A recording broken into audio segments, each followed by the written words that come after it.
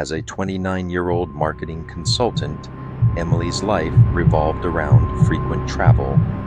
Airports, hotels, and boardrooms were her routine. Exhausted after a grueling 4-day business trip in Dallas, she boarded a Redeye Flight to Seattle in early 2025, eager to sleep. Assigned to seat 14D, an aisle seat, she noticed the woman in 14C, already seated. The woman, neatly dressed with her hair in a tight bun, had an unsettling presence: pale skin, wide eyes, and a fixed smile that seemed overly alert. As Emily settled in, the woman commented, "You look tired," prompting a polite nod and a brief exchange about her long week. The conversation took an odd turn when the woman remarked, "You look like someone who has many dreams but doesn't tell anyone," her head tilted curiously. Emily, puzzled, brushed it off, but the woman's behavior grew stranger. For the first half hour of the flight, she probed with questions about Emily's hometown, job, and beliefs in fate, repeating Emily's words verbatim and mimicking her movements, adjusting sleeves, crossing legs. When Emily mentioned wanting to sleep, the woman replied, "Sleep is a funny thing. You never know who's watching you while you're out."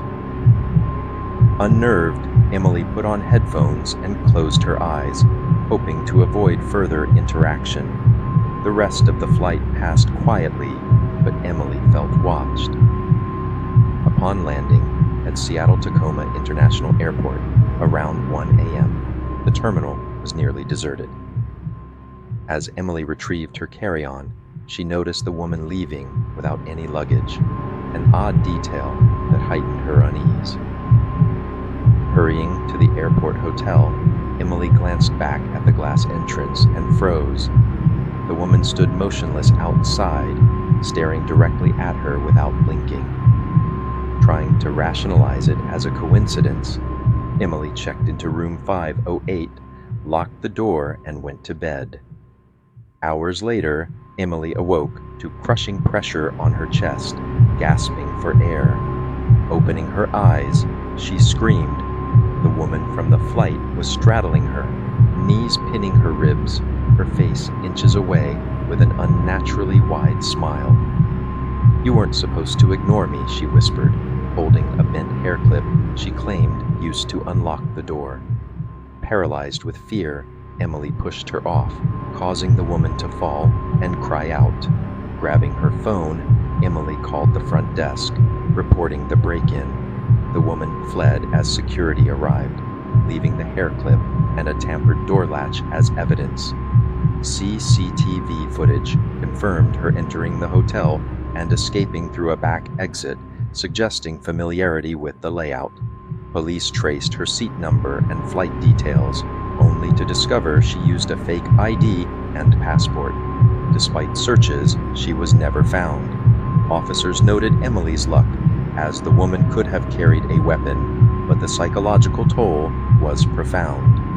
Emily now checks locks obsessively, barricades hotel doors, and struggles with insomnia, haunted by the woman's smile and words, "You're supposed to pay attention to me." The incident exposed vulnerabilities in airport and hotel security, leaving Emily wary of travel and questioning how someone could breach her privacy so effortlessly. Priya, a 35-year-old single mother, rarely shared personal stories online, her life consumed by work and raising her 2-year-old daughter, Vicky. In early 2025, they traveled from India to Australia to visit Priya's parents, choosing a morning flight to align with Vicky's nap schedule. The bustling airport was crowded, and Priya navigated the chaos with Vicky's stroller, clutching passports and tickets. At a waiting area, she noticed a woman in high-end clothing, pearls, gold earrings, and large sunglasses, staring intently at Vicky.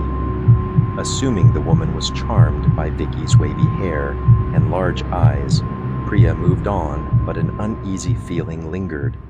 Feeling ill from stress and heat, Priya decided to use the restroom before boarding, parking Vicky's locked stroller outside, facing the wall, and promising a quick return. Inside for just 90 seconds, she emerged to find the stroller gone. Panic seized her as she scanned the terminal, then spotted the same woman rapidly pushing Vicky's stroller toward another gate.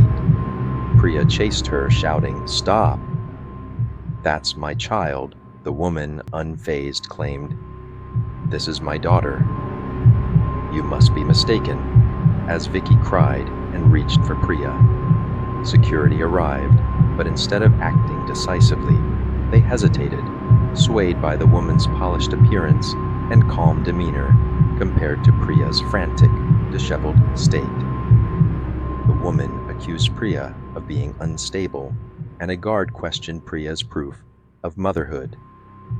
Producing Vicky's passport and birth certificate, Priya faced skepticism, as the woman suggested the documents could be faked. Bystanders' murmurs about a custody battle or the woman's credibility intensified Priya's distress. Desperate, Priya demanded police intervention and a DNA test, which shifted the woman's composure. In a sudden move, she shoved the stroller at Priya, injuring her foot, and fled into the crowd, evading capture. CCTV footage later confirmed the woman's actions, from loitering near the restroom to taking the stroller.